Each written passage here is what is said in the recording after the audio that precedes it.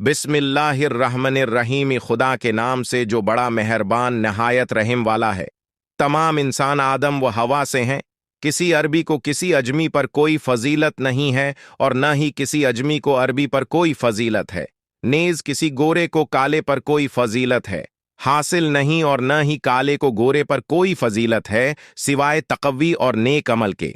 जान लो कि हर मुसलमान का भाई है और मुसलमान एक भाईचारा हैं। किसी मुसलमान के लिए कोई भी चीज जायज नहीं होगी जो किसी साथी मुसलमान की हो, जब तक कि इसे आजादाना और खुशी से न दिया जाए। नबी करीम सल्लल्लाहु अलैहि वसल्लम का आखिरी खुतबा बिलाल कौन था? बिलाल बिन रबाह एक सियाह फाम आदमी थे और इनमें से एक थे जो इस्लाम कबूल करने के लिए रसूलुल्लाह सल्लल्लाहु अलैहि वसल्लम के पास पहुंचे। उसकी तकव्वी ने उसके कुरैश आका को गुस्सा दिलाया, जिसने उसे मुक्का की तेज धूप के नीचे घसीट लिया और उसके पीठ पर पत्थर रख दिया, जबकि उसे अपने ईमान से दस्तबरदार होने पर मजबूर करने की कोशिश की। बिलाल साबित कदम रहे और बार बार पुकारते, अहद अहद, वो एक है, वो एक है। रसूलुल्लाह सल्लल्लाहु अलैहि वसल्लम ने उन्हें हबशा का पहला कहा। अबू बकर रजी अल्लाह इन्हा बिलाल को उसके शरीर कुरैश आका से आज़ाद कर दिया, लेकिन बिलाल के लिए उसकी हकीकी आज़ादी पहले ही आ चुकी थी। ये वो दिन था जब उसने अपनी शहादत का ऐलान किया, क्योंकि इस वक्त वो जानता था कि कोई इंसान उसका आका नहीं है और उसकी बंदगी सिर्फ अल्लाह की है। अक्सर औकात जब हम सियाह फाम मुसलमानों के बारे में बात करते हैं तो उनका नाम सबसे पहले जिक्र किया जाता है। बिलाल यकीनी तौर पर हमारी तारीख में पहला या वाहिद सियाह फाम मुसलमान नहीं था। और भी बहुत से लोग मौजूद हैं और अब भी अमद के निशानात बने हुए हैं। सिरैज से एक स्टील पैगंबर के अरद गर्द मर्द सेजन एक और 2 कलबाकिस पर दस्तयाब हैं। मूजन का सरदार मक्का मकरमा से मदीना मुनूरा की तरफ मुसलमानों की हुजरत के बाद जब भी नमाज का वक्त आता तो बिलाल मदीना की गलियों में घूमते और ऐलान करते कि ये नमाज का वक्त है।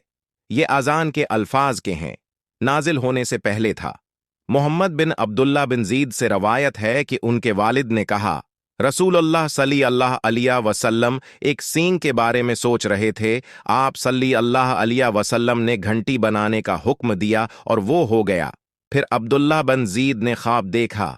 उसने कहा, मैंने एक आदमी को देखा जिसने 2 सब्ज कपड़े पहने हुए थे, एक घंटी उठा रखी थी।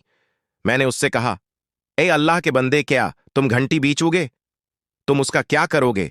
मैंने कहा, मैं लोगों को नमाज के लिए बुलाऊंगा। उसने कहा, क्या मैं तुम्हें उससे बेहतर चीज न बताऊं? मैंने कहा, यह क्या है?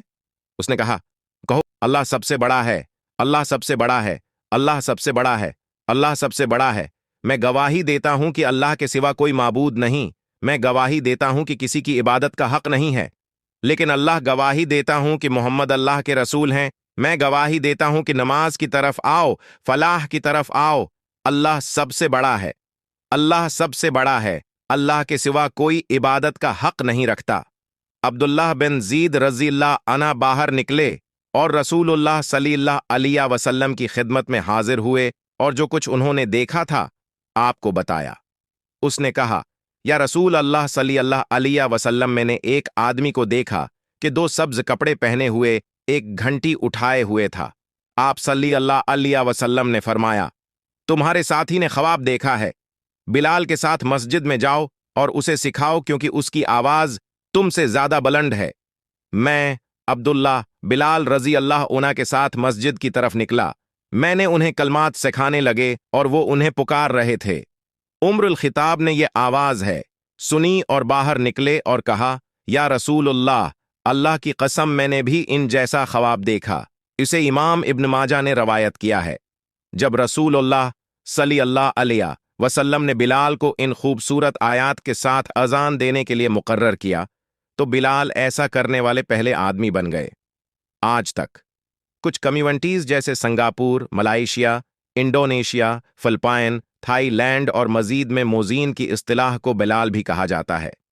द मैसेज एक फिल्म है जो पैगंबर इस्लाम सल्लल्लाहु अलैहि वसल्लम की जिंदगी को उनके सहाबा के नुक्ता नजर से बयान करती है। जन्नत में कदम। اسراء اور معراج کا واقعہ اسلامی عقیدہ کا ایک بنیادی پہلو ہے اور اسے پیغمبر اسلام صلی اللہ علیہ وسلم کا معجزاتی سفر سمجھا جاتا ہے۔ نبی صلی اللہ علیہ وسلم کو جبریل فرشتہ مکہ سے یروشلم لے گیا، جہاں آپ نے دوسرے انبیاء کی نماز پڑھائی، اور پھر ساتوں آسمانوں پر جہاں آپ کو اللہ کی طرف سے وحی موصول ہوئیں۔ اس رات جب رسول اللہ صلی اللہ علیہ وسلم کو آسمان پر لایا گیا تو آپ نے جنت میں بلال کے قدموں کی آواز سنی۔ ابو ہریرہ رضی اللہ عنہ سے روایت ہے۔